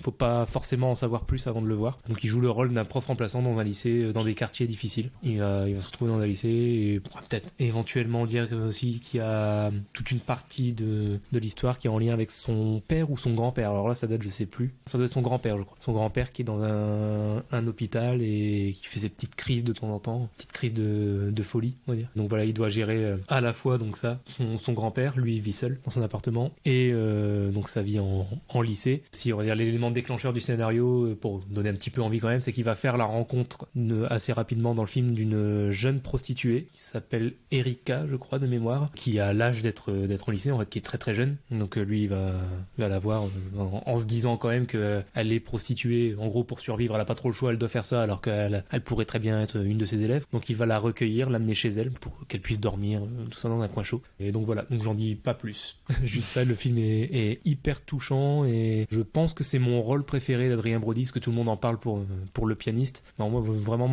le rôle dans lequel je l'ai préféré c'est celui-là, puis la réalisation de Tony Kaye est très efficace, comme pour American History X. Si vous avez aimé la réalisation d'American History X, vous avez forcément aimé la réalisation de ce film. Oui, noté 4 sur 5 sur Allociné. Ouais, et sur Sens Critique, il doit avoir plus de 7 de moyenne aussi, je crois. Ah ouais. Ouais, non, vraiment, il est pas très connu. Et limite, j'aurais pu le mettre en découverte aussi, mais bon, là, on parle de drame et c'est un drame, donc je le case ici. Là, tu me donnes envie.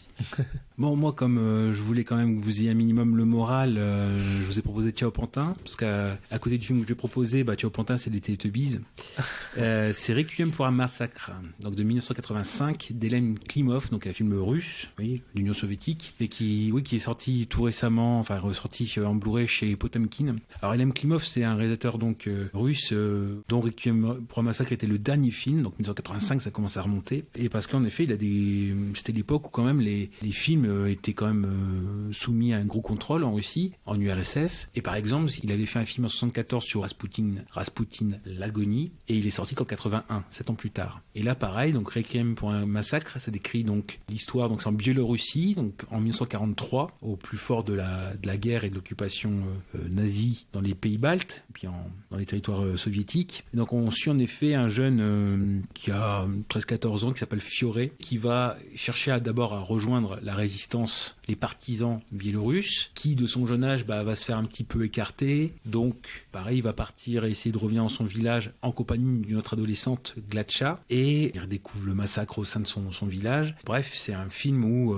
vraiment il traverse toutes les horreurs de la guerre. Ce film, il est notamment célèbre pour sa scène de l'église, j'en dis pas plus, mais en fait, jamais un film ou un acteur, parce qu'il était assez jeune quand même, n'a jamais porté autant la violence dans son visage, parce que il a beau avoir 13-14 ans au départ, il finit avec des cernes, enfin c'est vraiment quasiment un vieillard, alors qu'il a encore son corps assez jeune. Vraiment, ça prend aux tripes. Donc là, encore une fois, c'est pas forcément conseillé à tout le monde ou aux âmes sensibles, mais même dans la réalité, c'est-à-dire que l'acteur, enfin le jeune acteur, avait un psy au quotidien pour l'aider à surmonter. Et à un moment donné où avec la jeune fille traverse les marécages, donc ils ont failli être ensevelis sous la boue.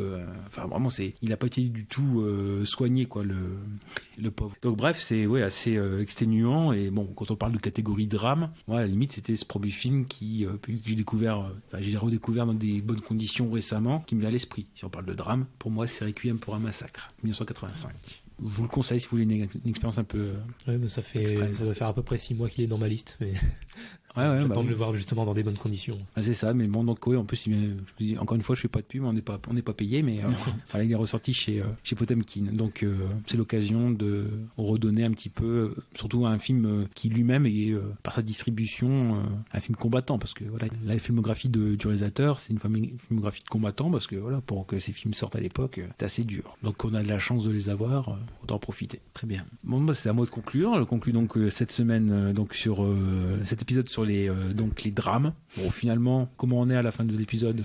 Ça va quand même. On va boire un petit coup. On va boire un petit coup, je crois. Parce que là... Lambert, remets-nous une couche.